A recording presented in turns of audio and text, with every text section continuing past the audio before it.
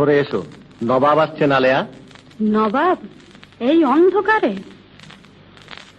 বাংলা বিহার উড়িষ্যার মহান অধিপতি, তোমার শেষ উপদেশ আমি ভুলিনি জনাব। তুমি বলেছিলে ইস্ট ইন্ডিয়া কোম্পানির কর্মচারীদের কিছুতেই প্রশ্রয় দিও না। তুমি বলেছিলে সুযোগ পেলেই তারা এই দেশ কেড়ে নেবে। আমি তাদের প্রশ্রয় দেব না।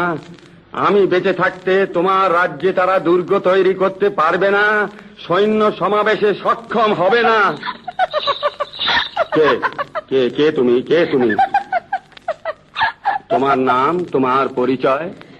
নাম আর পরিচয় কলঙ্কের কালিতে ঢাকা পড়েছে জনাব। কি বলে তোমায় ডাকবো? আলেয়া, আলেয়া বলে ডাকবেন জাহাপনা। নমস্কার।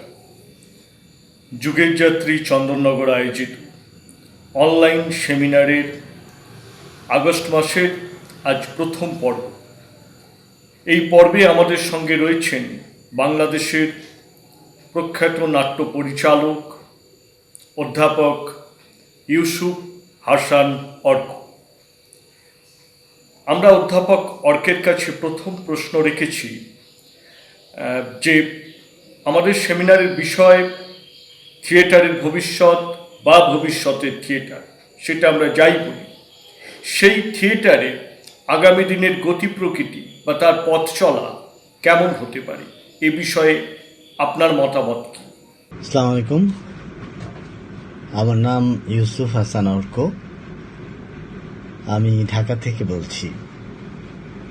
আমি পেশায় জাহাঙ্গীরনগর বিশ্ববিদ্যালয়ে নাটক ও নাট্যতত্ত্ব বিভাগের অধ্যাপক হিসেবে কাজ করছি এবং নির্দেশনা অভিনয়ের কাজ করে থাকি। আমি একটি দলে কাজ করি, আমার দলের নাম নাট্যকেন্দ্র।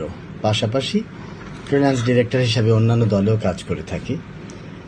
আমার উল্লেখযোগ্য প্রযোজনাগুলোর ভিতরে বিবর্তন যশোরের মাতব্রিং এবং ব্রাত্য আমি মন্ত্রহীন, তার পাশাপাশি মহাকাল নাট্য সম্প্রদায়ের নীলাখ্যান, আমার নিজের দল নাট্যকেন্দ্রের ডালিম কুমার। পাশাপাশি আমি আমার বিভাগের জন্য অনেক প্রযোজনা করেছি, তার ভিতরে কবি, তোতা কাহিনী, ম্যান অব লা মাঞ্চা, দেবদাস, এরকম আরো অনেকগুলো নাটক রয়েছে। তো আজকে আমাকে কয়েকটি বিষয় কথা বলতে বলা হয়েছে। যে বিষয়গুলো নিয়ে কথা বলতে বলা হয়েছে তার সবগুলোই খুব কাছাকাছি প্রশ্ন। যেমন বলা হয়েছে যে থিয়েটারের ভবিষ্যৎ বা ভবিষ্যতের থিয়েটার।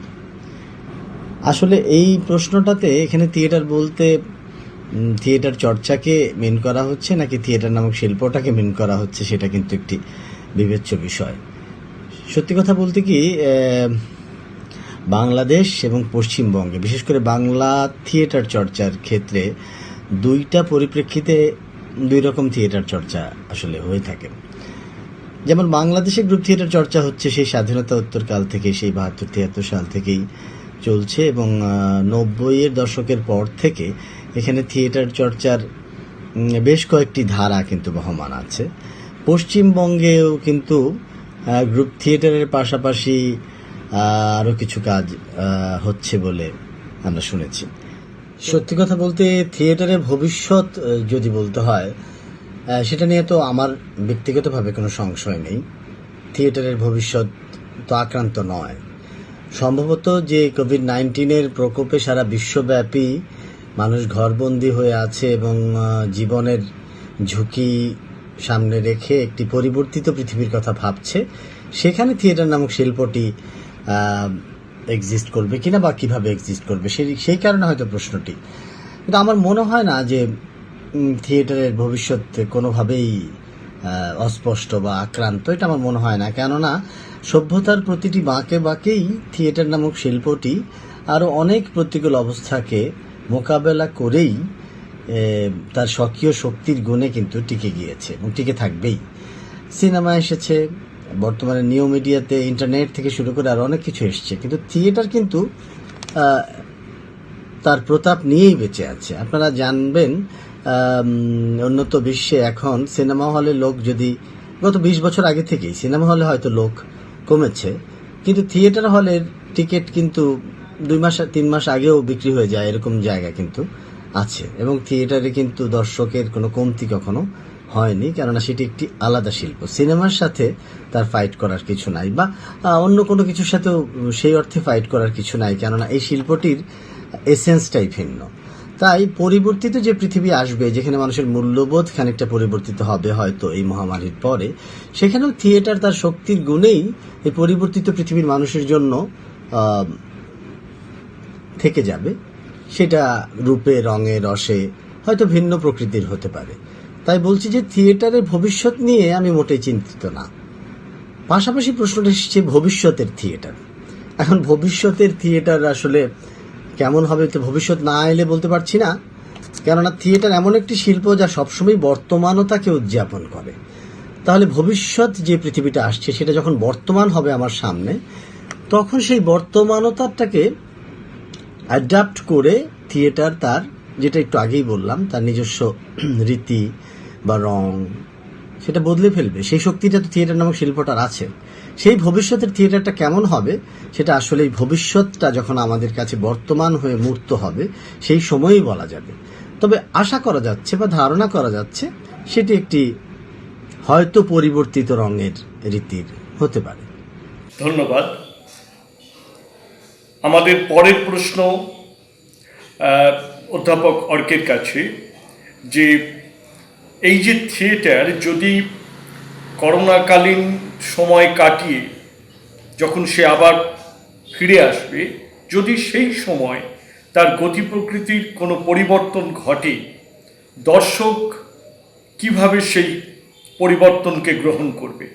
এই প্রশ্নটিকে যদি আমরা এভাবে দেখি যে বর্তমান যে থিয়েটার চর্চা হচ্ছে বাংলাদেশে বা পশ্চিমবঙ্গে বা বাংলা থিয়েটারে বা বঙ্গীয় সংস্কৃতির মধ্যে যে থিয়েটার চর্চা যেভাবে চলছিল এই কোভিড-19 প্রকোপের আগে, সেটার কি হবে যদি প্রশ্নটাকে এইভাবে বিবেচনা করি, তাহলে আমার তো মনেই হয়, আমাদের মনে হয় সবারই মনে হচ্ছে যে খুব নিকট ভবিষ্যতে কিন্তু খুব সহজেই সবকিছু আবার যেমন ছিল তেমন হয়ে যাবে সেরকম কিন্তু নয়। আমাদের যেটাকে বলা হচ্ছে সামাজিক দূরত্ব, যেটাকে নিয়ে আমরা আপত্তি করছি, সেটা যদি নাও বলি, সেটাকে যদি আমরা শারীরিক দূরত্বও বলি, তো কিছুকাল তো মানুষ একসঙ্গে জড়ো হতে ভয় পাবেই। সেই জায়গায় যে মিলনায়তন বন্দি যে থিয়েটার চর্চা আমরা করছিলাম, অন্তত নাগরিক দর্শকের সামনে, নগর কেন্দ্রিক অডিটোরিয়াম সর্বস্ব যে থিয়েটার, সেইটা আবার পূর্বাবস্থায় চলবে কিনা সেটা নিয়ে কথা বলা যেতে পারে। সেখানে আমার ব্যক্তিগত মতামত হচ্ছে কিছু কাজকর্ম তো আগের মতো করবার প্রয়াস কিন্তু জারি থাকবে। হঠাৎ করেই তো আদ্যপান্ত চেঞ্জ হয়ে যায় না।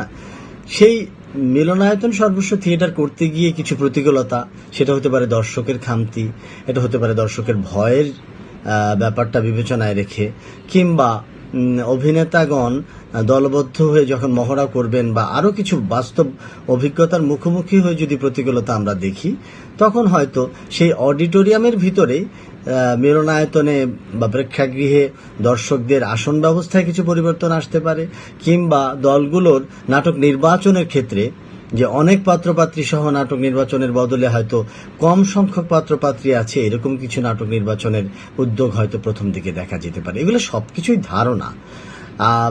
এখন কিন্তু অলরেডি কিছু কিছু জায়গায় কাজ শুরু হয়েছে। যেমন আমি নিজেও একটি নাটকের মহড়া শুরু করেছি, যেখানে 3টি মাত্র চরিত্র, এবং আমরা 5 জনে বসে রিডিং করেছি, তারপরে 5 জনে বা 4 জনে থেকে মহড়া করছি। যতটা সচেতনভাবে করা যায় সেটা চেষ্টা করছি। এর ভিতরে যদি ভ্যাকসিন আবিষ্কার হয়, সহসা হলেই যে আমাদের হাতে ভ্যাকসিন চলে আসবে তাও তো না।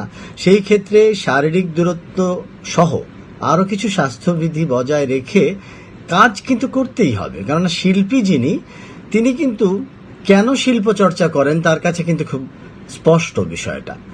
সেই তাগিদটা মানুষ যতদিন থাকবে, শিল্পীও ততদিন থাকবে, এবং শিল্প চর্চার তাগিদটাও থাকবে বলেই সেই সচেতন থেকেই হয়তো প্রথম দিকে এই ধরনের কিছু বিভিন্ন রকমের উদ্যোগ দেখা যাবে মিলনায়তন সর্বস্ব নাটকের ক্ষেত্রে। এবং সেখানে যদি দেখা যায় যে প্রতিকূলতার কারণে আমরা দর্শক কম পাচ্ছি বা দর্শকের সাথে সেই রসায়নটা ঠিকভাবে হচ্ছে না, তখন কিন্তু এই মানুষগুলো যেহেতু তারা থিয়েটার নামক শিল্প চর্চাটির ভিতরে থেকে তার প্রতি এই শিল্পটির প্রতি একটি প্রেম আক্রান্ত হয়েই থিয়েটার চর্চা করে থাকে বেশিরভাগ থিয়েটারের শিল্পীরা, তারা তখন কিন্তু হয় মিলনায়তন থেকে বেরিয়ে যাবে, বেরিয়ে সেটা হতে পারে প্রান্তরে পথে, হতে পারে গ্রামের কোনো উঠোনে, হতে পারে খোলা ছাদে, হতে পারে আমরা জানি না, বিভিন্ন ধরনের নিরীক্ষাধর্মী আয়তনে, যে কোনো 3 ডাইমেনশনাল স্পেসে তখন কিন্তু এই মানুষগুলোই হয়তো থিয়েটার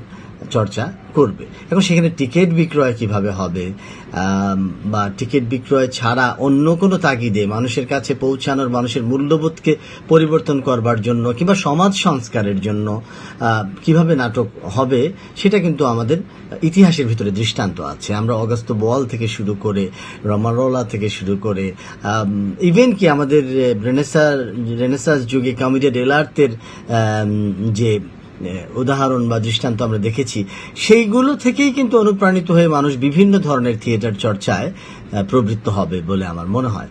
হতে পারে আমরা তো 90-এর দশকে আমরা যখন আরো ইয়াং ছিলাম তখন আমরা অনেক ধরনের থিয়েটার চর্চার কথাই বলেছি। এমন হতে পারে ড্রয়িং রুমে থিয়েটার, এমনও হতে পারে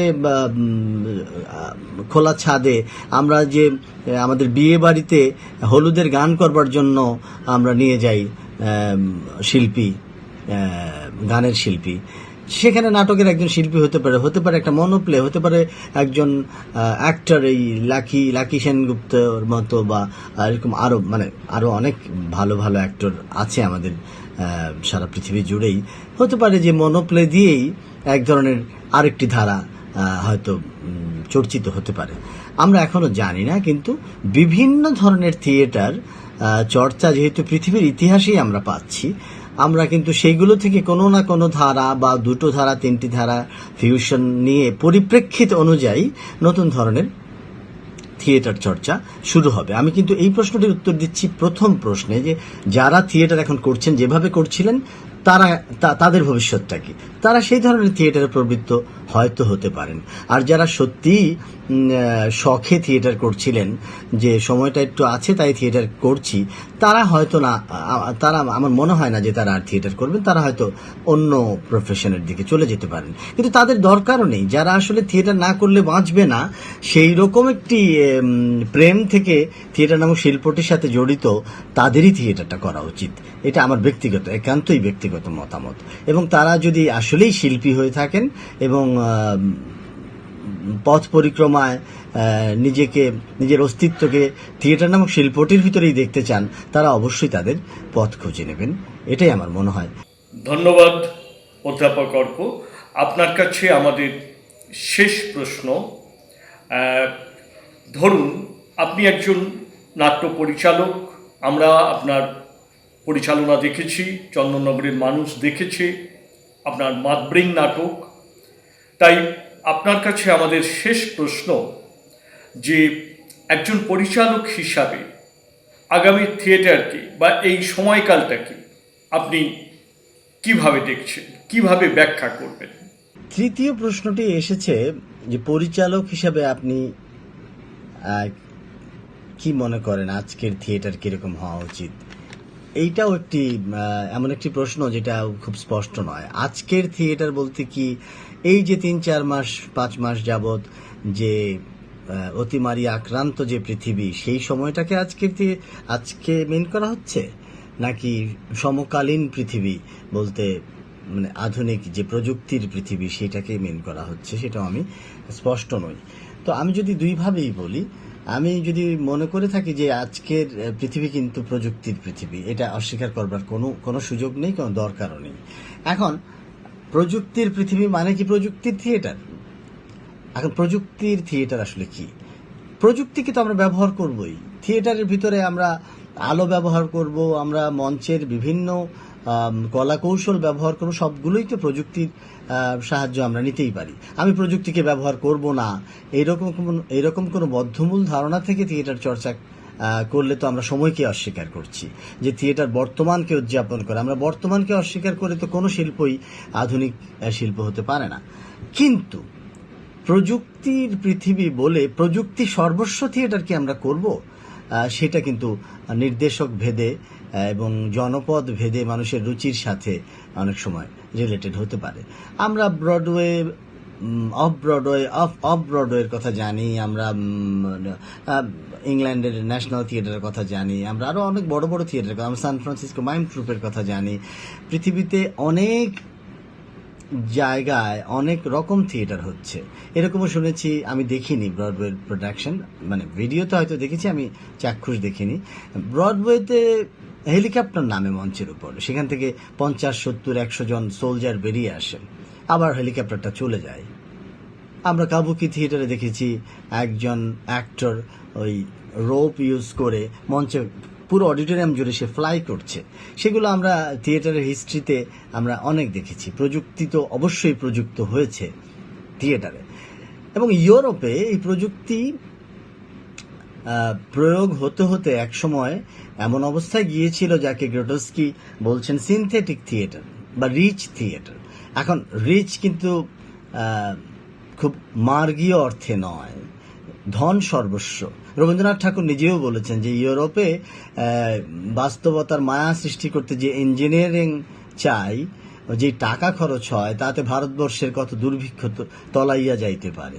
তো এই প্রযুক্তি ব্যবহার করে প্রযুক্তি সর্বস্ব থিয়েটার করতে করতে একসময় দেখা যাবে যে থিয়েটারের মূল শক্তি যেটা, যে লাইভ অ্যাক্টর আর লাইভ অডিয়েন্স বা স্পেক্টেটর, জীবন্ত দর্শকের সাথে জীবন্ত মানুষের, জীবন্ত অভিনেতার যে রসায়ন, সেইটা যদি চাপা পড়ে যায় প্রযুক্তির ইঞ্জিনিয়ারিংয়ে, তখন থিয়েটার নামক শিল্পটি কিন্তু বিচলিত হয়। তার শক্তিটি, স্বকীয় শক্তিটি তখন কান্নাকাটি করতে শুরু করে। তখন মনে হয় এটা কি সিনেমা, এটা কি ম্যাজিক, এটা কি সামথিং এলস, মানে তাহলে থিয়েটারটা কোথায়? সেই জায়গাটা থেকে বলতে গেলে যে আজকের থিয়েটার, আমি মনে করি যে আজকের থিয়েটার, মানে আজকের বলতে যে প্রযুক্তি বিশ্বে থিয়েটার, অবশ্যই প্রযুক্তিকে স্বীকার করে নিয়ে এমন থিয়েটার হওয়া উচিত যেন প্রযুক্তি আমার প্রয়োজনে ব্যবহৃত হয়, প্রযুক্তির ভারে চাপা পড়ে গিয়ে আমরা যেন থিয়েটার নামক শিল্পটিকে বিচলিত করে না তুলি। থিয়েটার এমন একটি শিল্প যে একটি খোলা জায়গায়, এটা পৃথিবীতে অনেক বড় বড় নির্দেশকরা একই কথাই বলেছেন, যে একটি খোলা জায়গায় একজন মাত্র অভিনেতা এমন কিছু করে চলে যায় এবং দর্শকের হৃদয় আকুল হয়ে ওঠে, সেই রকম একটি শিল্প হচ্ছে থিয়েটার। তো ওই জায়গায় প্রযুক্তিকে আমরা ততটুকুই ব্যবহার করব যতটুকু ব্যবহার করলে থিয়েটার নামক শিল্পটি মন খারাপ না করে। সেই রকম থিয়েটারটাই মনে হয় হওয়া উচিত। কেননা হচ্ছেও যেমন ব্রডওয়েতে হেলিকপ্টার নামছে, সেরকম থিয়েটারও আমরা যেমন দেখেছি। আমরা কিন্তু অ্যালমা অ্যাল্টার, যে বুলগেরিয়ার টিম, আমি নিজেই দেখেছি যে সেখানে 5 জন অ্যাক্টর একটা ব্ল্যাক বক্সে এমন জিনিস করছে, আমরা দর্শকরা 1.5 ঘন্টা পিন ড্রপ সাইলেন্স হয়ে কিন্তু সেটা দেখতে বাধ্য হচ্ছি অভিনয়ের গুণে। তো থিয়েটারের মূল প্রাণটা কিন্তু অভিনেতার অভিনয়, সেইটাকে বিচলিত না করে প্রযুক্তিকে এমনভাবে ব্যবহার করা যেন অভিনয়টা বা পারফরমেন্সটা আপলিফটেড হয়, তখন থিয়েটার তার স্বকীয় শক্তি সহ উজ্জ্বল হয়ে দেখা দেয়। সেই রকম থিয়েটারটা হওয়া উচিত এই আজকের প্রযুক্তি সর্বস্ব পৃথিবীতে। আর যদি আজকে এই কথাটা বলতে, যদি আমরা করোনাকালীন সময়টা বা কোভিড-19 প্রকোপে যে সন্ত্রস্ত মানবতা এখন আছে, সেই সময়টা যদি আমরা মিন করে থাকি, তাহলে বলবো যে, যেটা অলরেডি আমি বলেই ফেলেছি, যে সময়টাকে তো অবজার্ভ করে এখন এই সময়ে যতটুকু সচেতন থেকে আমরা মানুষের কাছে যেতে পারি, শারীরিক দূরত্ব থেকে থাকলেও আত্মিক দূরত্ব থেকে নয়, সেই ধরনের পথ অন্বেষণ করেই আজকের থিয়েটার করা উচিত। আমাদের এখানে বাংলাদেশে আমরা দেখেছি যে, আমরা কথাও বলেছি এটা নিয়ে, যে হীরক নামে আমাদেরই একজন সহযোদ্ধা, আমার ছাত্র সম একজন নির্দেশক, তিনি কবি নজরুল বিশ্ববিদ্যালয়ের একজন লেকচারার। তিনি এই কোভিডের সময়ে মানুষকে স্বাস্থ্য সচেতন হওয়ার জন্যই এক ধরনের একটি টিম নিয়ে তিনি বেরিয়ে পড়েছেন পথে ঘাটে প্রান্তরে বাজারে মানুষকে সচেতন করবার জন্য যে এইভাবে চলুন, এইভাবে চললে নিরাপদ থাকা যাবে বা সংক্রমণের হারটা কমানো সম্ভব। সেটাও কিন্তু এক ধরনের থিয়েটার। সো আমার মনে হয় যে এই সময় আমাদেরকে একদম মানে এমনভাবে নেমে পড়তে হবে যে আমরা একেবারে জীবনের ঝুঁকি নিয়ে ব্যাপারটা তাও নয়, সময়টাকে বুঝে আমার মনে হয় যদি মনে হয় না আমরা 2 মাস থিয়েটার করব না, আমরা 2 মাস সময়টাকে অবজার্ভ করব, নিজে সুস্থ থাকব এবং বেঁচে থাকব আগামী পৃথিবীর জন্য। দরকার হলে 2 মাস থিয়েটার না করলে এমন কিছু হবে না। সেভাবেই আমার মনে হয় যে বর্তমান থিয়েটারের চিন্তাটা করা উচিত। আমাদের আরও একজন সহকর্মী তিনি ফেসবুকে খুব সুন্দর একটি লেখা লিখেছেন যে এই সময় অভিনেতার বা কুশীলবের কৃত্য কী হওয়া উচিত। আমি পারফরমেন্স করতে পারছি না, তাহলে আমি প্রফেশনাল একজন অ্যাক্টর হওয়ার জন্য আমার যা যা করণীয়, আমার শারীরিক যে প্রস্তুতি, আমার লিম্বস, আমার ভয়েস, এগুলা আমরা সবসময় নাগরিক ব্যস্ততায় অনেক সময় চর্চা করতে পারি না। কিন্তু এই সময়টাকে আমি যদি প্রতিদিন চর্চার মধ্যে নিয়ে আসতে পারি এমনভাবে যে আমার শারীরিক যে প্রতিবন্ধকতাগুলো আছে সেগুলো অতিক্রম করে আমি তৈরি হচ্ছি থিয়েটারের জন্য, আগামী পৃথিবীর জন্য, আগামী থিয়েটারের নিজেকে যুক্ত রাখবার জন্য নিজেকে যোগ্যতম করে তুলছি। হতে পারে সেটা পড়াশোনা করা, প্রচুর টেক্সট পড়া, প্রচুর সিনেমা দেখা, এইভাবে আমি আমার মানসিক পর্যায়টাকে উন্নত করতে পারি। সেটাও হতে পারে যে আজকে আমি, এটা কিন্তু এক ধরনের থিয়েটার চর্চায়, আমি হয়তো পারফরমেন্স করতে পারছি না কিন্তু আমার পারফরমেন্সটাকে সামনে রেখে কিন্তু আমি নিজেকে নির্মাণ করছি। এটাও হতে পারে এই সময়ের থিয়েটার চর্চার একটি পর্যায়, এইরকম ভাবে চলতে পারে। তাছাড়া অনেকে অনলাইনে ডিজিটাল প্রযুক্তির প্রশ্রয় নিয়ে স্ক্রিপ্ট অ্যানালাইসিস করছেন। হতে পারে আমরা কোনো ক্লাসিক টেক্সট, সেটা আমি প্রযোজনা যদি নাও করি, আমরা 4 জনে মিলে 5 জনে মিলে যদি অনলাইনে একটি টেক্সট অ্যানালাইসিস করি, সেটাও কিন্তু একটি নির্মাণ প্রক্রিয়া যেটা আমরা করে থাকি থিয়েটারের প্রযোজনার কোনো একটি টেক্সটকে নিয়ে, সেটাও হতে পারে। ইভেন কি আমরা একটা প্রযোজনা হাতে নিয়েও সেটা করতে পারি, যেটা প্রি প্রোডাকশন পর্যায়ে যে স্ক্রিপ্ট অ্যানালাইসিস, কাস্টিং করার পরে রিডিং লেভেলে আমরা অনেক সময় সাবটেক্সট খোঁজার জন্য আমরা বিভিন্ন রকম স্ক্যানিং করে থাকি। সেই স্ক্যানিং করে আমরা আবার ফার্দার রিডিং করতে পারি। এই যে আমরা কম্পোজিশন বা ব্লকিংয়ে যাওয়ার আগে যে পর্যায়গুলো, সেগুলো কিন্তু অনলাইনে হতে পারে। এটাকে আমি ঠিক মহড়া বলবো না, আমি প্রাক মহড়া প্রস্তুতি বলতে পারি, বা এক ধরনের বিশেষ মহড়া পর্যায়ে এটা বলা যেতে পারে। এটাও কিন্তু থিয়েটার চর্চাই, এক ধরনের থিয়েটার চর্চার একটি পর্যায় তো বটেই। কিন্তু এখন এই অবস্থায় যদি আমি বলি পারফরম্যান্স, প্রদর্শনী যদি করি, তাহলে সেটা কিরকম হবে সেটা কিন্তু জনপদ ভেদে, ভূগোল ভেদে এবং পরিপ্রেক্ষিত ভেদে আমাদেরকে বিবেচনা করতে হবে। যেমন আমি ঢাকা শহরে আছি, ঢাকা শহরে সংক্রমণের হার সবচেয়ে বেশি এবং এটি একটি জনবসতিপূর্ণ জনবহুল একটি এলাকা। এইখানে আমি যতটুকু সচেতনভাবে বা যেভাবে বেরোতে পারবো থিয়েটার নিয়ে পারফরমেন্স করতে, সেটা হয়তো ঢাকা থেকে 300 কিলোমিটার দূরে একটি গ্রামে, ওখানে হয়তো তার চেয়ে বেটার অবস্থা আছে, ওখানে কিন্তু পারফরমেন্স হতে পারে। সো সেইটা কিন্তু আমার মনে হয় বাংলাদেশ এবং পশ্চিমবঙ্গের বিভিন্ন শহর কিংবা গ্রাম, মানে জনপদ ভেদে সেটা বিবেচনা করেই পরিপ্রেক্ষিত ভেদে আমাদেরকে সেই ধরনের থিয়েটার চর্চা করতে হবে।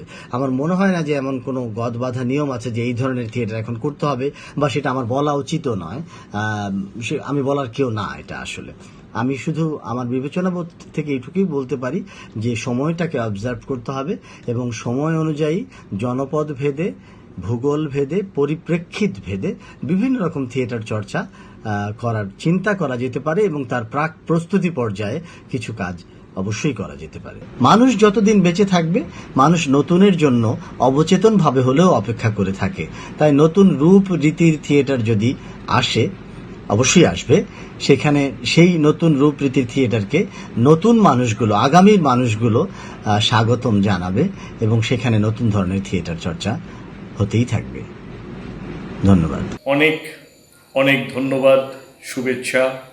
যুগের যাত্রী, পশ্চিমবঙ্গের নাট্যমোদী সকল মানুষ এবং ভারতবর্ষের সকল নাট্যপ্রেমী মানুষের পক্ষ থেকে অধ্যাপক অর্ককে আমাদের আন্তরিক অভিনন্দন যে আমাদের তিনি এই সময়টি দেবার জন্য। আমাদের এই সেমিনার আরও বেশ কয়েক সপ্তাহ ধরে চলবে। আগামী দিনে এই সেমিনারে যারা বক্তব্য রাখবেন তারা হলেন কৌশিক চট্টোপাধ্যায়, সানোয়ার আলম খান দুলু, দেবাশিস বন্দ্যোপাধ্যায়। পরবর্তী যে নামগুলো আসবে আমরা আগামী দিনে আপনাদের জানাবো। আপনারা সকলে ভালো থাকবেন, সুস্থ থাকবেন। পরের সেমিনারে আবার আপনাদের সঙ্গে আমাদের দেখা হবে। ধন্যবাদ। হঠাৎ যেন শুনতে পেলুম দাদুর কণ্ঠস্বর, ছুটে এলুম এইখানে। আমি যেন দেখতে পেলুম সিংহাসনে তিনি বসে রয়েছেন, চোখে মুখে দারুণ উৎকণ্ঠা। আমি তাকে বোঝাতে চাইলুম আমি কর্তব্য বিমুখ হব না। কে যেন হেসে উঠল। চেয়ে দেখলুম দাদু নেই, সিংহাসন শূন্য।